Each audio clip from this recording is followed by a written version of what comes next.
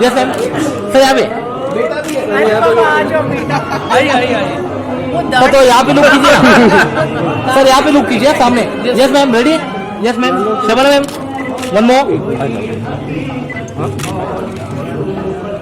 Beautiful thank you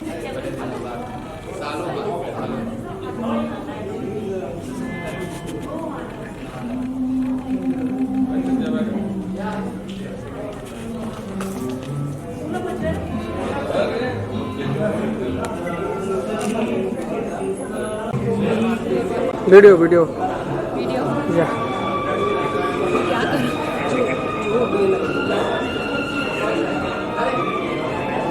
okay ma'am thank you ma'am one second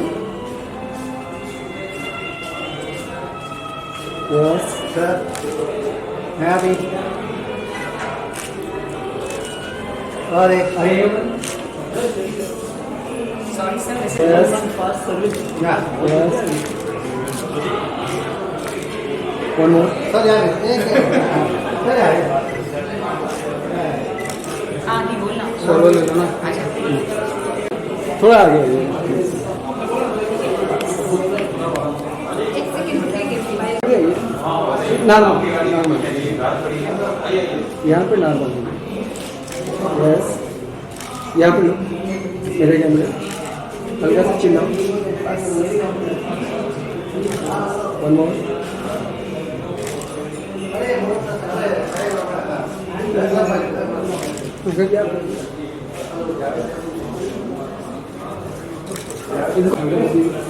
dance हल्का सा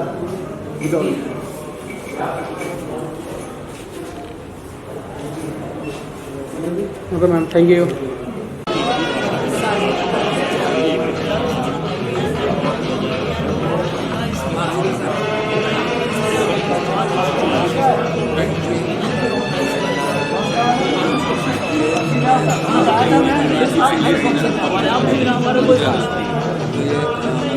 ये तो कैसे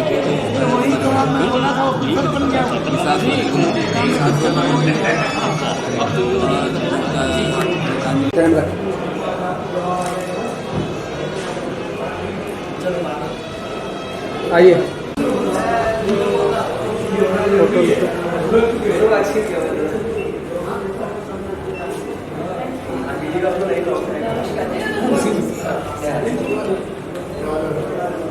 थोड़ा आगे नहीं वन स्टेप आगे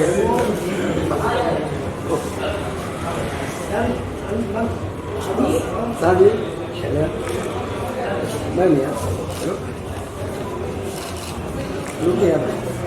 सर हल्का सा चिन्ह करिए और मैम यहाँ पे लुक यस आइए ना भाई को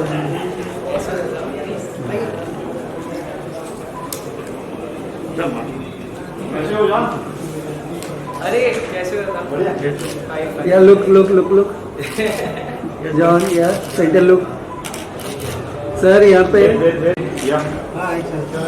बस ही बढ़िया आप सबको पहचानने लगे कोमर ही निकल गई मोदी दामन का साथ है सर जी अरे भाई बहुत पुराना है या मुरादा जी यस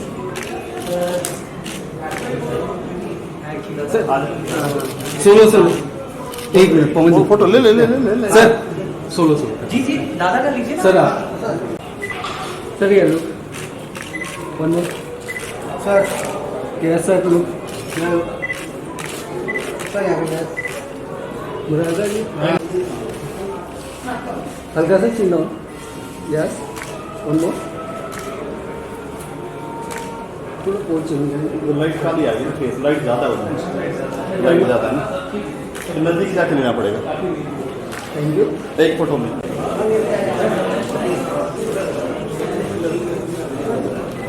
कैसे मधु जी? सर आप कहाँ से आए? आइए सर।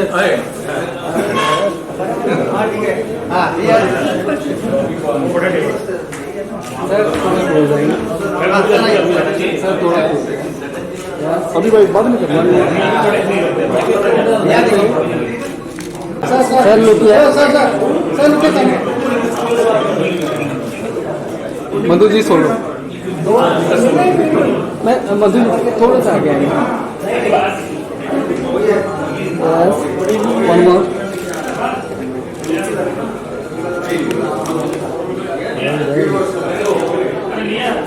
यहाँ पे लोग thank you. Yes look second. Yes thank you.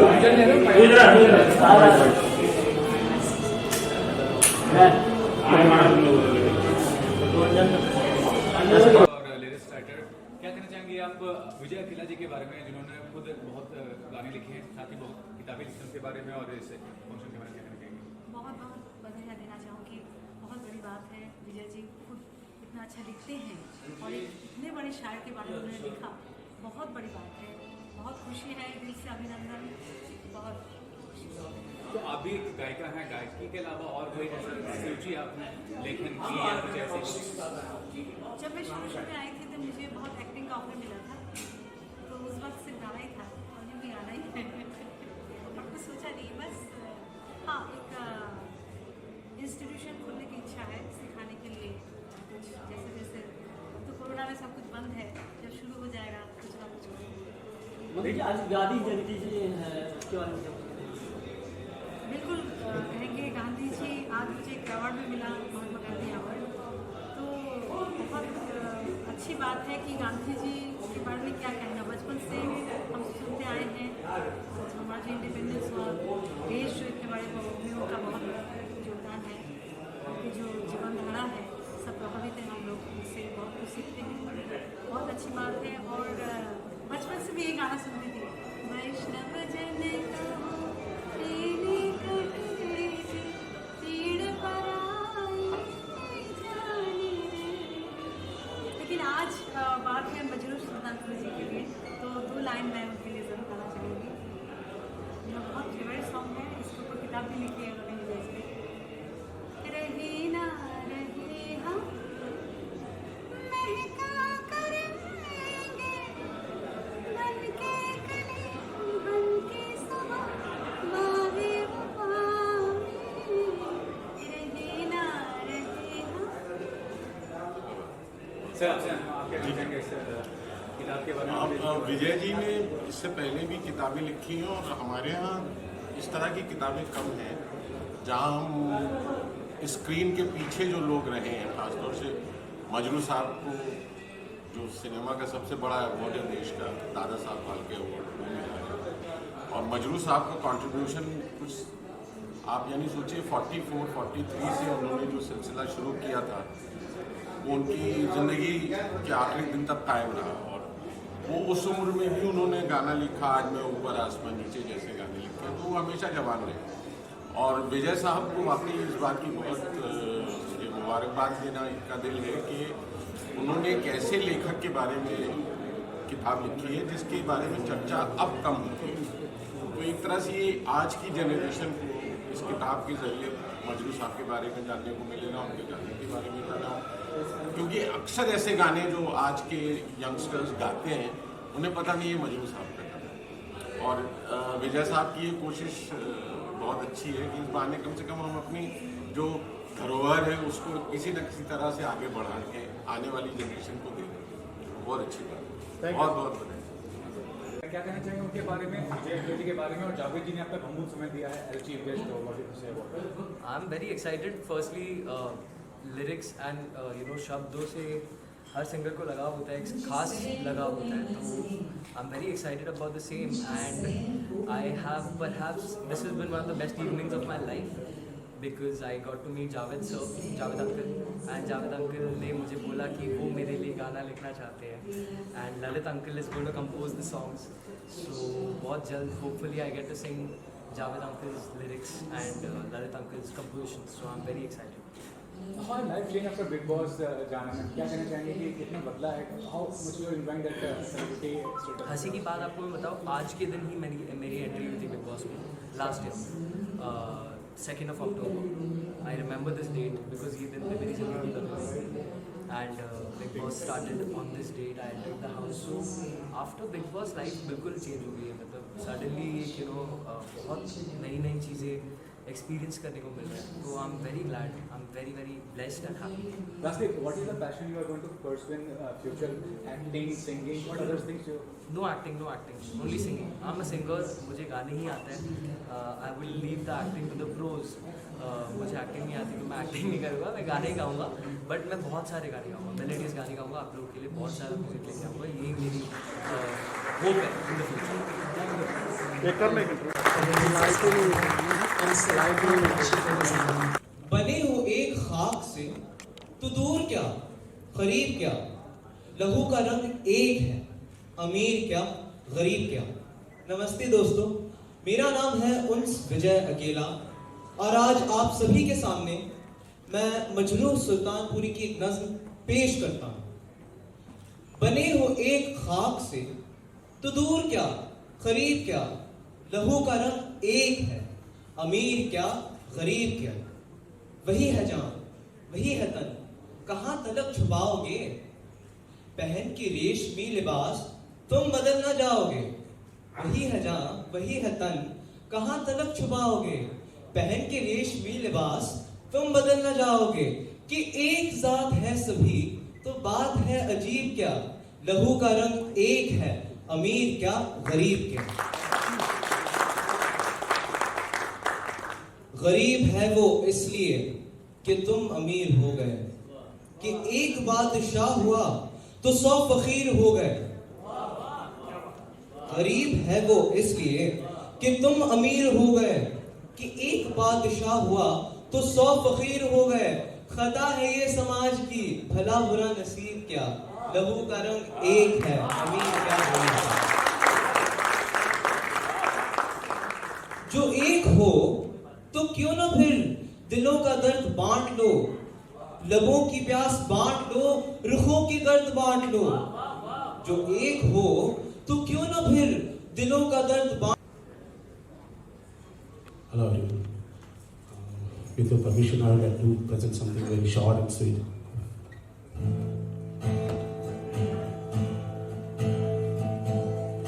सुना गम जुदाई का उठाते हैं लोग, जाने जिंदगी कैसे बिताते हैं लोग.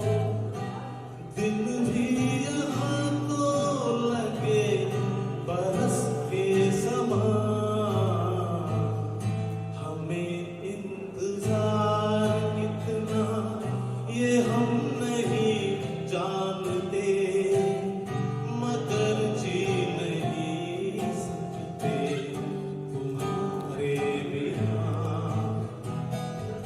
हमें तुमसे प्यार, तुम है किसी के प्यार में, दिल सुबह शाम, पर तुम्हें लिख नहीं पाऊं मैं उसका नाम.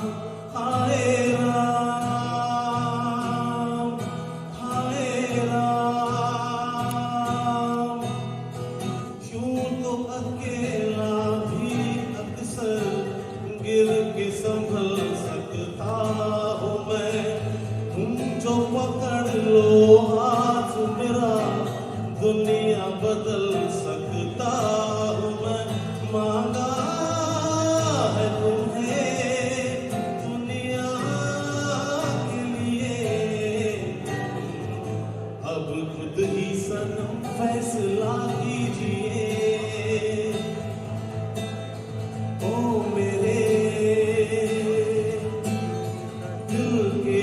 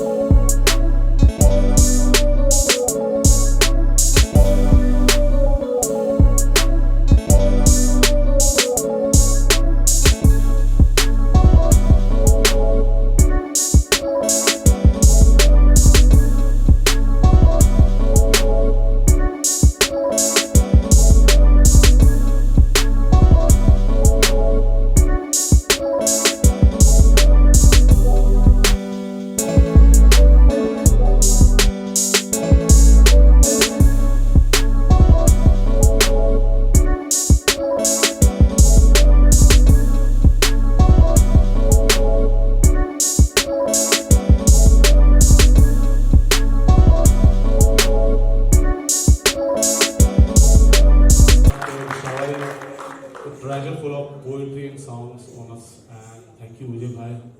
Congratulations. क्या बात है few right from जाने कहाँ मेरा जिगर गया जी, तू रहते थे कभी जिनके दिल में, from काली घटा छाए मोरा जिया दरसाए, तू चांद फिर निकला मगर तुम ना आए. I think there's no color of emotion or depth of emotion that Majroor Saab has left untouched through his songs. And congratulations to Vijay ji. Thank you so much for asking me to sing the most memorable song penned by Majroor Saab.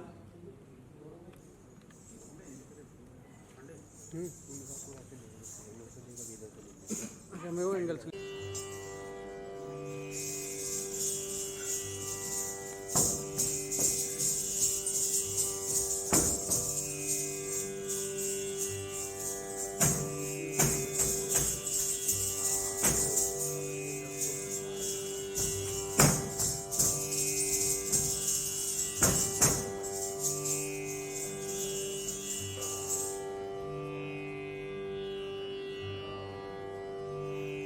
रही ना रही हम महका करेंगे, बनके कली बनके सबा बागी वफा में, रही ना रही हम.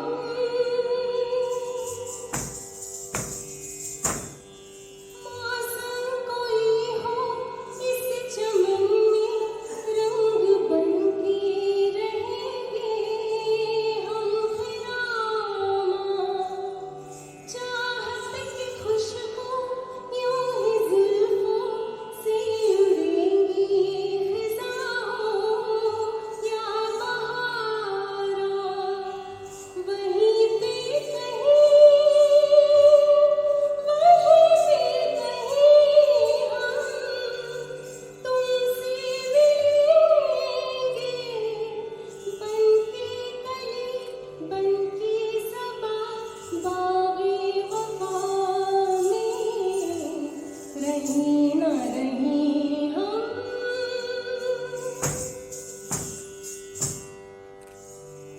खोए हमें से क्या है मिलना, क्या बिछड़ना नहीं है, याद हमको पूछे में दिल की जब से आई, सिर्फ दिल की ज़मीं है, याद हमको इसी सरज़मीं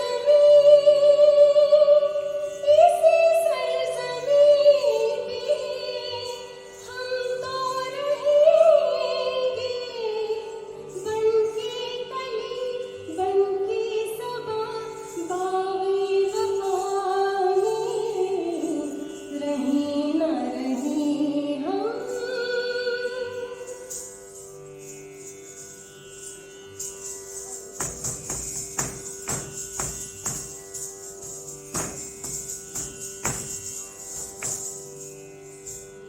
जब हम न होंगे, जब हमारी खाक पे तुम रुकोगे, चलते चलते अश्कों से भीगी चांदनी में एक सदा सी सुनोगे, चलते चलते वहीं पे कहीं हम तुमसे मिलेंगे, बनके कली बनके सबा बागी वफा में, रही ना रही हम. महका करेंगे, बनके कली बनके सबा बागी वफा में, रही ना रही हम.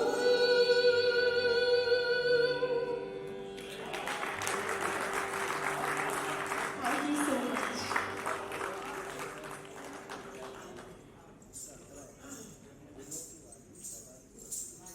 क्या बात है.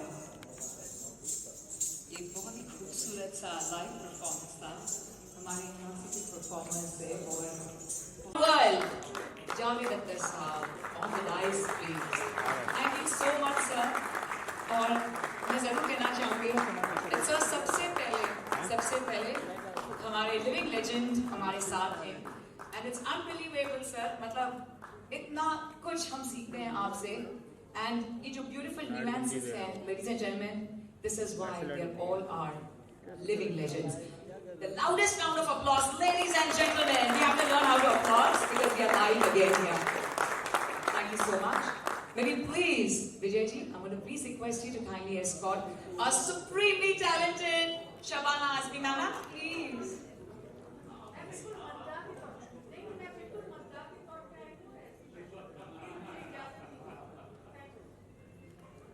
Shukriya ma'am. मुझे माफ कर दीजिए। Thank you so much. Thank you. Well, ladies and gentlemen, may we please invite Rajkamal Publications Ashok Maheshwari sir on the dais, please. बहुत शुक्रिया। Truly honored and blessed to have Lalit Pandit sir. Please मंच पर आइए। Please sir. Please sir. And सारे रास को जिन्होंने फाश किया, well let me tell you,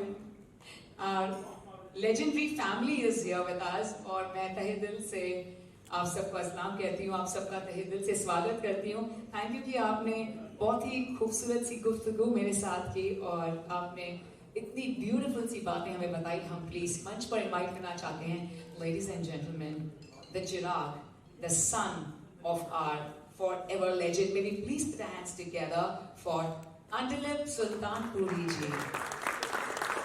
मजरूर Sultanpuri ji के बेटे हैं हमारे साथ, प्लीज।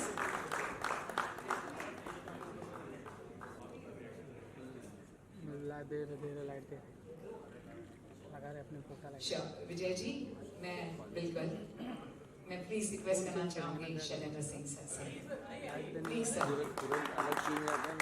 हाँ तो वो तो online sir families please sir आप प्लीज आइए। आप लोगों ने क्या पूरी लाइन में फैसला किया? सर वो एस है ना, पास ऑन हो रहा है। शबाना जी, शैलेंद्र जी, शशि जी अभी सेव हैं। मैंने कहा अभी सेव है। Shailendra sir, it's a request please sir, please आ जाइए ना, it's a humble request sir. Thank you sir. Vijay ji आप प्लीज तशरीफ रखिए। विजय जी आप प्लीज बैठ जाइए जावेद अख्तर साहब के साथ, please Vijay ji.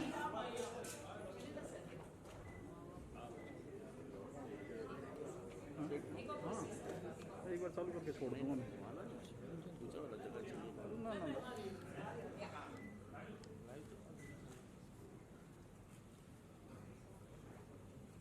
Ladies and gentlemen, विजय अकेला साहब के बारे में मैं क्या कहूँ। लाइट बड़ी गंदी दे रखी है। राइट फ्रॉम जब से हमने कहा है कहो ना प्यार है कि गीत सुने हैं।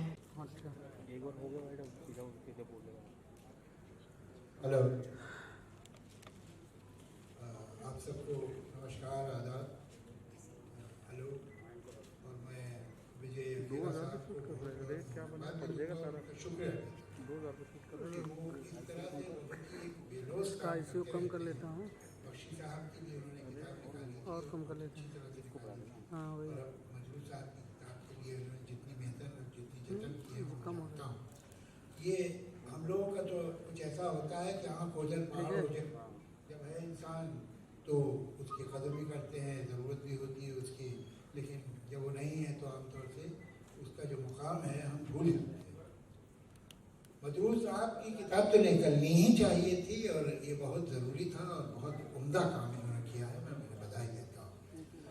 ये देखिए शो बिजनेस है और इसमें वक्त के साथ हर 6, 7, 8 साल में ट्रेंड बदलते हैं, ज़बान बदलती है, स्टाइल बदलता है, मजाक बदलता है, जो ऑडियंस है वो बदल जाती है।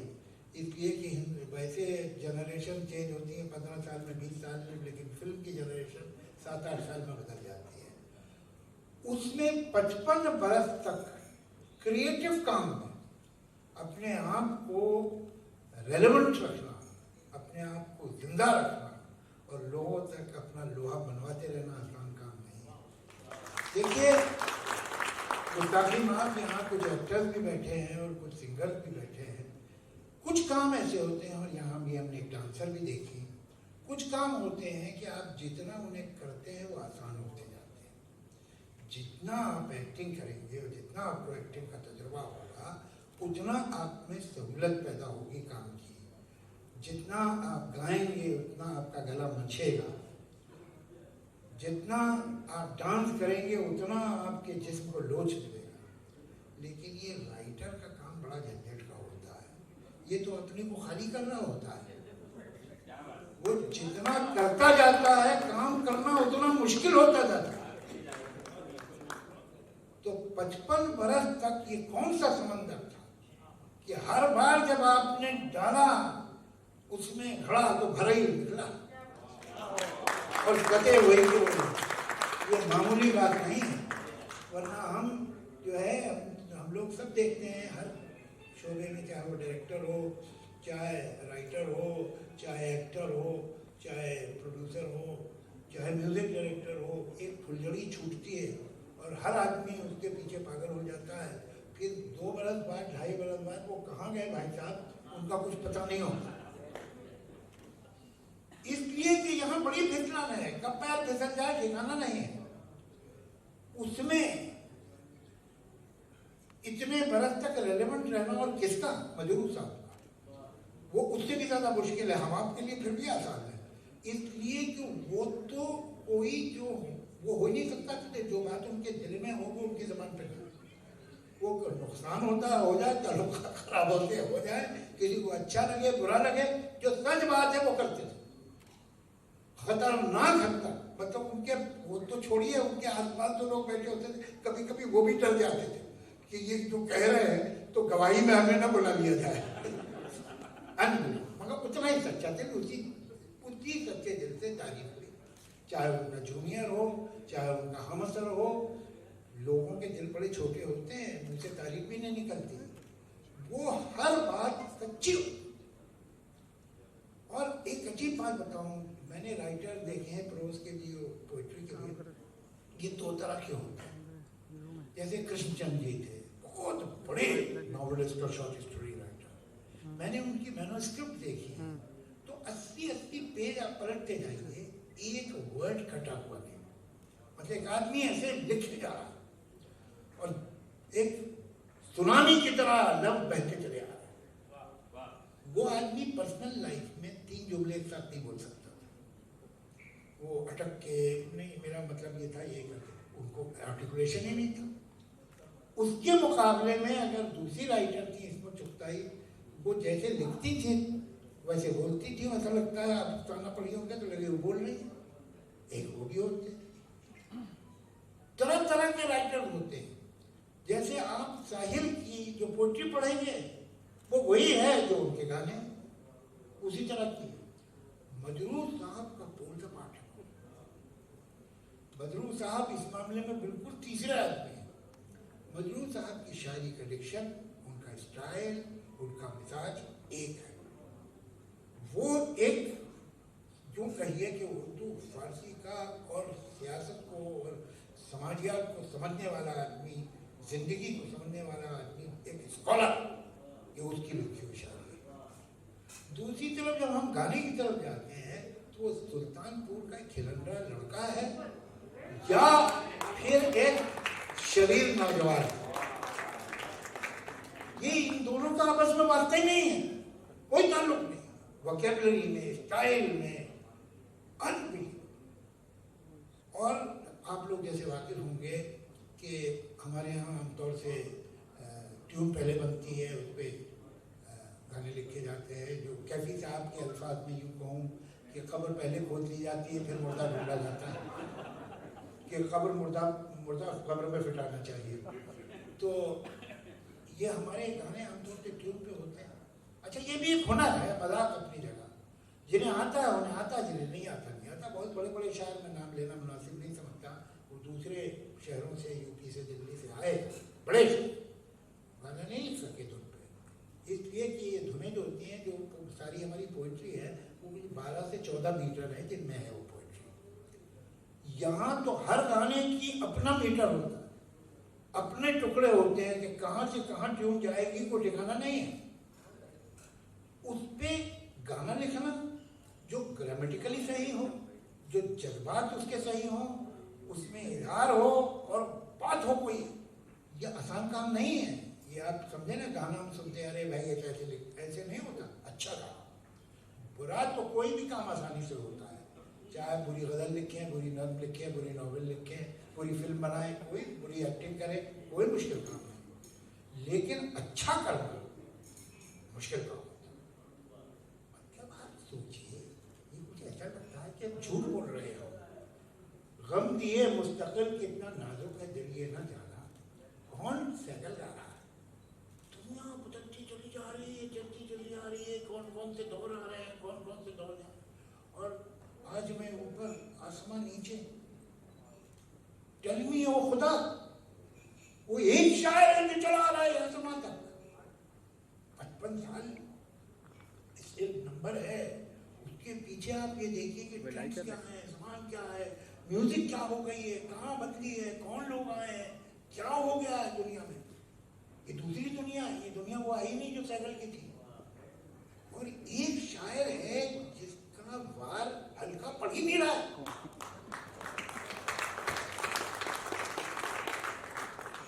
और अगर आप उनके गाने गौर से सुनिए तो लाइट से लाइट सॉन्ग हल्का, उसमें भी आपको दिख जाता है कि ये लाइट सॉन्ग लिखा है, ये हल्का रोमांटिक गाना लिखा है, लिखा उस्ताद ने। खुल के ये जुल्फ सिया काली भला हो जाए, कोई लिख नहीं सकता है ना, आज लिख नहीं सकता। खुल के ये जुल्फ सिया काली भला हो जाए, ये कहां से लाइन लाए हैं? माना क्या है गहरा अंधेरा, हो गई डगर की चांदनी, मैली ना हो धुंधली पड़े ना, देख नजर की चांदनी। अरे बाप है, डाले हुए है रात की चादर, सितारों की मंजिल राही। कितने मिसरे हैं जो इसे बेसाख्ता निकलते हैं, जिनमें वो जबान है, वो रचाव है जबान का, जो एक सही शायर का जब दिल चाह रहा है यूं लिखता हूँ तब लिख सकता है। ऐसा नहीं है जैसे किसी ने मतलब पिकासो के स्टूडियो में कुछ स्टूडेंट गए आर्ट के, तो उन्होंने पिकासो की दीवार पे पेंटिंग देखी तो लाइनें अड़ी टेढ़ी जैसी ये, तो उनमें से स्टूडेंट जरा ज़्यादा स्मार्ट था, कहते साहब ऐसी तो हम भी बना सकते हैं, इसमें क्या मुश्किल है। अच्छा, पिकासो का धारा, कागज़ लिया सफ़ेद, दोनों हाथों में एक एक पेंसिल ली और यूं करके 2 दायरे बनाए। उसने कहा ये प्रकार से नाप लो, ये दायरे परफेक्ट है दोनों। जिस दिन ऐसे दायरे बनाने आ जाए उस दिन लाइन तोड़ना।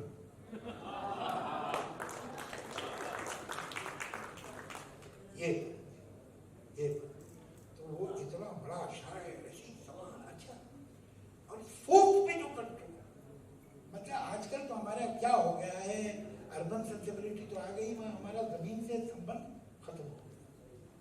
ढलकी जाए चुनरिया हमारी और राम, पी से मिलके बहकने के दिन आए।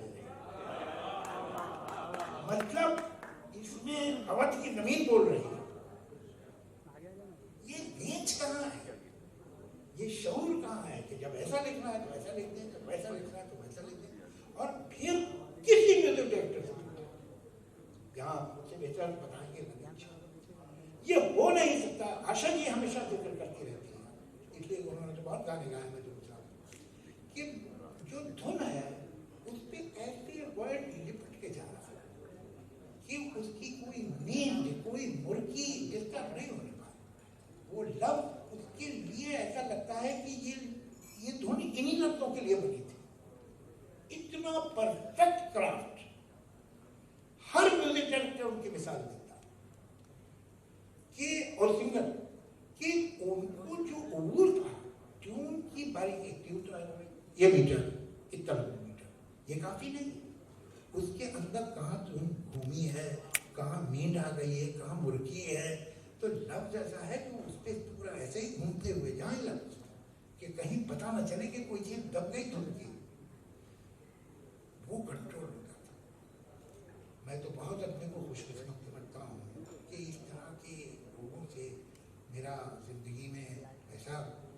अच्छा रहा कि उन्होंने मुझे याद थी अपने पास बैठने की, सुनने की। वो मजरूर साहब हों, कैफी साहब हों, साहिर साहब हों, सरदार जाफरी साहब हों, अपना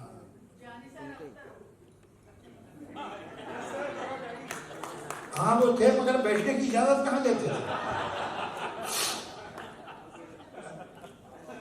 तो कितना इनसे आप एक बार मिल लीजिए, एक शाम गुजार लीजिए, तो आप जब बाहर निकलेंगे तो आप ऐसी 2-4 बातें सीख के निकलेंगे जो आपने कभी सुनी नहीं।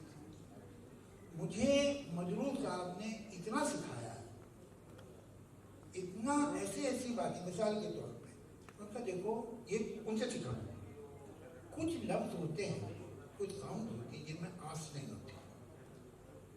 अब तक देखिए, हम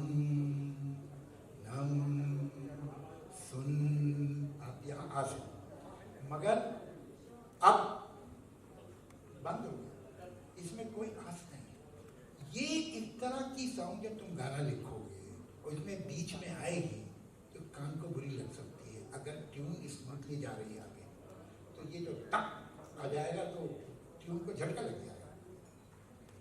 अब झटका लगेगा, ट्यून बिगड़ेगी।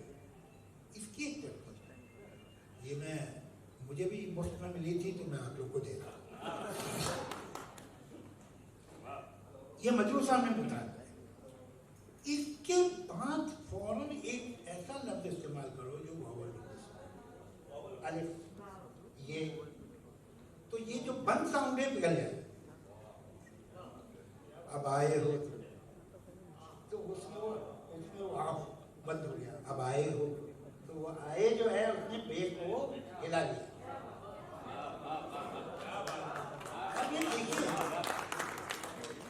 कि ऐसी कितनी बातें मैं जो एक सब तो नहीं बता दूंगा मैं ना आप लोग, सब कुछ बचा के रखूंगा। हाँ, एक बता दिया, अब आप तरसिए। तो ऐसी कितनी बातें यकीन कीजिए जो मुझे अभी याद भी आ रही है, लेकिन कितना आगे बोलो। ये इनके तजुर्बे थे, इसे सुनिए। आज तो यह हाल हो गया है, लिख रहे होते हैं हम, कभी कंफ्यूजन होता है किसी लफ्ज के बारे में, कभी तो किसी से पूछे तो कोई है नहीं।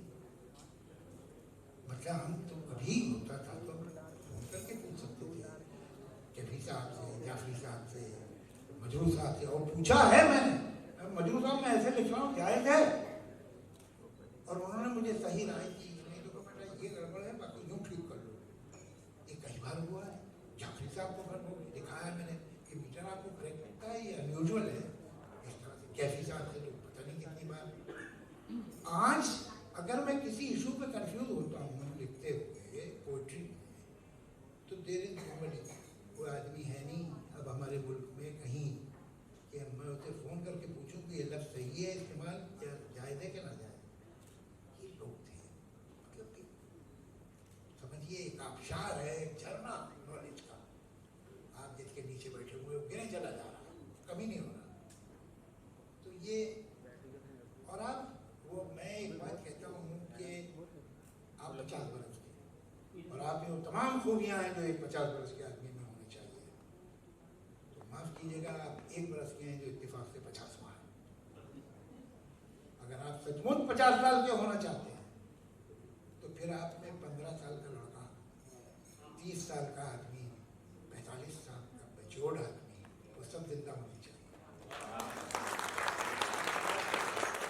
मजरूर साहब ने अपनी शायरी से और अपने गीत से बताया कि वो जितने साल के थे उन तमाम सालों के वो जिंदा थे, तमाम बच्चों में लिखे। ये मैं तो बोलता ही चला जाऊंगा, थोपूंगा ही नहीं, लेकिन ये कि बहरहाल ये है, सच्ची बात तो ये है कि अब ऐसे लोग होंगे नहीं, अब हमसे ही काम चला गया।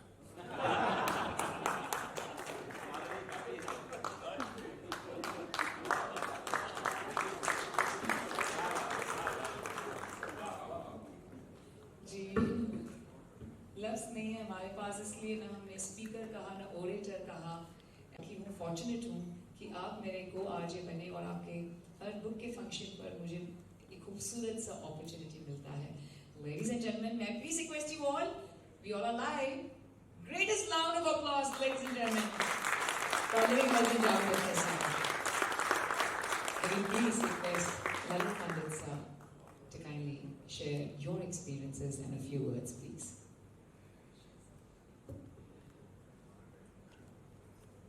नमस्ते सबको और बहुत बहुत बधाई हो विजय जी, आपने मजू साहब की किताब लिखी। जब उन्होंने कहा ही मुझे तो मैं बहुत खुश हो गया, क्योंकि मजू साहब की ज़्यादा जो किताबें हैं वो उर्दू में लिखी हुई हैं और उर्दू सबको तो नहीं आती। तो मैंने अभी पूछा था दिलीप से कि हिंदी में कोई है जिसमें बुक है जो इसमें मजू साहब के बारे में पढ़ा जाए। तो मुझे लगता है ये पहली किताब आएगी हाथ में जिसको पढ़ सकेंगे लोग और समझ सकेंगे मजू साहब के बारे में। मजू साहब के बारे में क्या बोल सकते हैं? मजू साहब एक महान राइटर होने के अलावा बहुत ही खूबसूरत इंसान थे और यही बात काफ़ी है कि उनसे जब मुलाकात होती थी, जब उनके साथ बैठने का मौका मिलता था, कुछ ना कुछ ज़रूर सीखने को मिल जाता था। मजू साहब के साथ 1990s से 2000 तक मैं अपने आप को खुशकिस्मत समझूंगा कि सबसे ज़्यादा जो फिल्में की इस दौर में वो जतिन ललित ने की थी। हमने शुरुआत ही मजू साहब से की थी, पहली फिल्म से। उसके सारे गाने हिट हुए थे और फिर कंसिस्टेंटली बिन तेरे सनम जो था वो लाइफ का पहला हिट गाना था हमारा पहली पिक्चर में, वो मजू साहब का लिखा हुआ था। और उस गाने की वजह से मुझे यही कहना पड़ेगा कि कभी स्ट्रगल ही नहीं करना पड़ा, इतनी सारी पिक्चरें आ गई थी उस गाने के हिट होने से। और उनमें मजू साहब का हमेशा साथ रहा, हम बहुत इंजॉय करते थे मजू साहब के साथ काम करने के लिए। और मजू साहब के साथ कई ऐसे किस्से हैं, जैसे जावेद साहब ने बात की आज में ऊपर आसमां नीचे, इस गाने से मुझे एक किस्सा याद आ गया उनका जो मैं कभी पहले शेयर नहीं किया लेकिन ज़रूर आज कहूँगा। हुआ यूँ था कि हम लोग पिक्चर कर रहे थे मोहब्बतें और यश जी के घर पे फाइनल सेटिंग हो रही थी हमारी और नेक्स्ट डे गाना रिकॉर्ड होना था। तो आनंद बख्शी साहब बैठे थे और यश जी बैठे थे और पूरी सेटिंग हो गई हमारी, हम सब पैक कर रहे थे वहाँ से जाते थे, मैं और हमारे असिस्टेंट्स।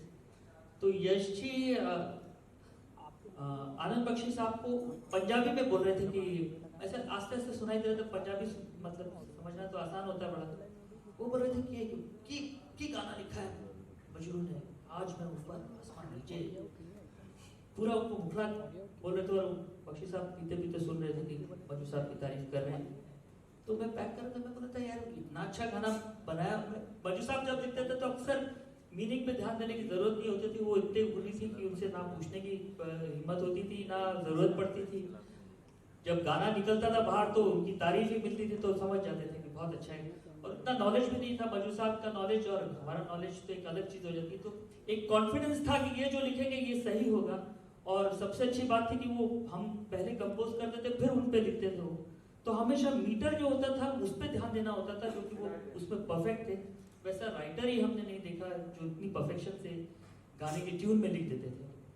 एनीवेज तो मैंने ये बात कान में आ गई कि मजरू साहब की तारीफ कर रहे हैं यश जी आनंद बख्शी को, तो मैं सोचा क्या लिखते हैं मजरू साहब ने इतना अच्छा कि गाने का की ट्यून के बारे में बात की और उनकी लिखावट के बारे में बात हो रही है, क्योंकि उन्होंने तो गाना बाद में लिखा था मजरू साहब के साथ। तो मुझे इतना आइडिया नहीं था कि मजरू साहब कितने बड़े राइटर ने क्या क्या उन्होंने लिखा है। कि हमारी सिस्टर थी सुलक्षणा, उनके वो थोड़ा गाइड करती थी इनिशियली, तो उन्होंने कहा कि उनके यही वर्ड थे कि मजरू साहब को पकड़ो, वो फ्री बैठे हैं, उनके साथ काम करो, क्योंकि वो काम कर चुकी थी, वो गाती थी तो उनको नॉलेज था उस चीज़ का। इनफैक्ट हम जब पहली बार मजरू साहब के पास गए थे काम करने के लिए, तो उनके घर पे गए तो अम्मी जी ने उनको बुलाया कि कोई आए दो लड़के आपसे मिलने। तो मजरू साहब बड़े फॉर्मली अपने घर पे जैसे कुर्ता और मलमल का पहना था निकले बाहर, कौन हो भाई? हमने बोला टीम ललित हैं और उनसे मिले, बात किए सर। तो बड़े नाराज बैठे थे उस टाइम और बोले हमने तो हमारे से तो कोई काम नहीं करता, हमसे तो सब डरते हैं, तुम क्यों आ गए हमसे काम करने? तो मैं बोला हम लोग ने बोला कि नहीं हम आपसे करना चाहते हैं, आप हमारे साथ जुड़िए तो हमारा अच्छा नसीब होगा। अच्छा, तो उन्होंने पता किया कि कौन से घर से हैं और क्या है सब, तो बोले अच्छा नहीं तुम्हारे साथ करूँगा मैं। और उसके बाद आलम ये हुआ कि जब उन्होंने काम शुरू किया हमारे साथ, तो उस टाइम तक तो उन्होंने मुझे ये कहा था अच्छे थे कि मैंने 13 साल से काम नहीं किया, इतना पता नहीं वक्त कैसे गुजरा या क्या हुआ, मगर उन्होंने हमारे साथ काम शुरू किया। उसके बाद लगातार उनके हिट गाने, कभी हाँ कभी ना, जो जीता वही सिकंदर, खामोशी, और पहला ही गाना बिन तेरे सनम बहुत, तो एक वो हिट का एक शुरू हो गया। फिर एक दिन वो म्यूजिक रूम में आके बोलते हैं कि भैया अब हमसे इतना काम नहीं होगा, जो देखो हमसे गाना लिखाना चाह रहे हैं, हमें सबके साथ काम नहीं करना है। और क्योंकि बाकी सब फिर लग गए मजू साहब के साथ काम करने में, और जो और भी म्यूजिक डायरेक्टर्स थे उस टाइम के, वो उनको पकड़ने लगे कि भैया हमारे साथ भी काम करिए, हमारे साथ भी काम करिए। तो बोलते मुझे तुम्हारे साथ ही मजा आता है, बस मैं और इतना कर नहीं सकता और इतना करना भी नहीं चाहता। तो बहुत सारी यादें हैं, बहुत उनसे सीखने का मौका ही मिला। और जैसा कि जावेद साहब ने कहा कि मैंने तो बहुत एंड में उनके साथ काम किया लेट, मगर मैंने जब उनको जो बातें उनसे सीख ली, जो उनको समझ लिया, मैं ऐसा लगता था कि वो किसी और ही दुनिया के इंसान हैं। जब म्यूजिक रूम में आते थे स्टूडियो में, तो ऐसा लगता था कि एक रोशनी चली आ रही है, इतने वो तैयार होते और विजडम से भरे इंसान थे। इनफैक्ट आपको मैं बताऊं, कितने लोगों को पता है मुझे पता नहीं, मगर एक दिन हम मजू साहब के घर पे गए थे गाना चेक करने, मैं और ज्योति दोनों, तो बड़े एकदम परेशान, बड़ी बड़ी बुकों में खोए हुए थे। और मजू साहब क्या कर रहे हैं, तो बोले देखिए ये पाकिस्तान की बुकें हैं, बुक्स हैं, जिनको मैं करेक्ट करूंगा तो वहाँ सिलेबल में इनके स्कूल में सिखाई जाएगी, वहाँ से ये करेक्शन के लिए आती थी। अब सोचिए पाकिस्तान के जो स्कूल में और कॉलेजेस में सिखाते थे, वो मजू साहब यहाँ करेक्शन करते थे, तब जाके वो करेक्ट होती थी और वहाँ सिखाया जाता था। काश पाकिस्तान के प्राइम मिनिस्टर भी अपनी स्पीच करेक्शन के लिए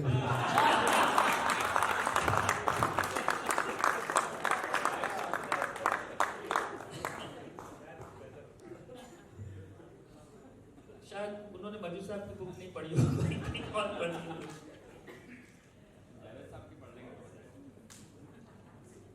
देखिए मजू साहब के बारे में तो सबको ही पता है, आप जितने लोग आए हैं सब फैंस ही हैं हम मजू साहब से।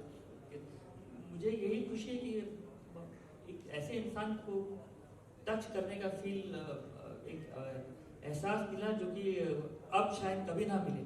जैसे कि जावेद साहब ने कहा कि कई लोग ऐसे जो हैं उस जमाने के, जो एथिक के और उतने नॉलेजेबल, वो सब खत्म हो रहे हैं।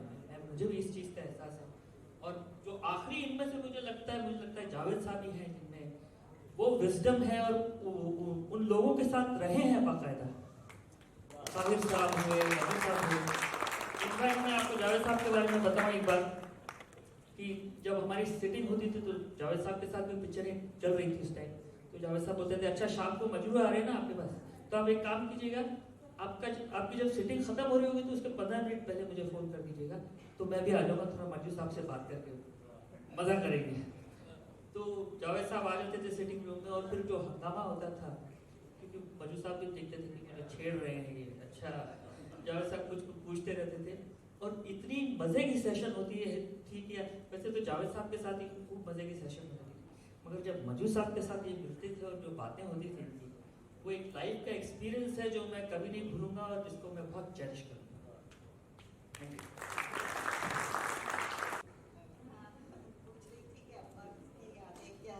हमने कहा कि अभी लता आंटी का बर्थडे था 28 सितंबर को, तो जब हम लोग सब छोटे थे तो बर्थडे होता था उनका, तो इनवाइट करती तो अब्बा हम सबको ले जाते थे, और वहाँ ओबेरॉय शेल्टन में एक स्वीट बुक करती थी वो, और लिमिटेड फैमिलीज रहते थे, जैसे उनके सारे भाई बहन और भाई बहनों की फैमिली, और पंडित नरेंद्र शर्मा थे उनकी फैमिली, और उनके साथ वो पद्मा जी थी, वो पद्मा सचदेव, और हम लोग, और फिर वही रूम में बुफे लगता था, केक कटता था, बहुत अच्छा लगा, वही सब यादें। तो अभी लता आंटी का बर्थडे था तो वही याद था, और हम एक अब्बा का शेर सुना देते हैं। मुझे सहल हो गई मंजिलें, वो हवा के रुख भी बदल गए, तेरा हाथ हाथ में आ गया कि चराग राह में जल गए, वो लजाए मेरे सवाल पे कि उठा सके ना झुका के सर, उड़ी जुल्फ चेहरे पे इस तरह के शबों के राज मचल गए।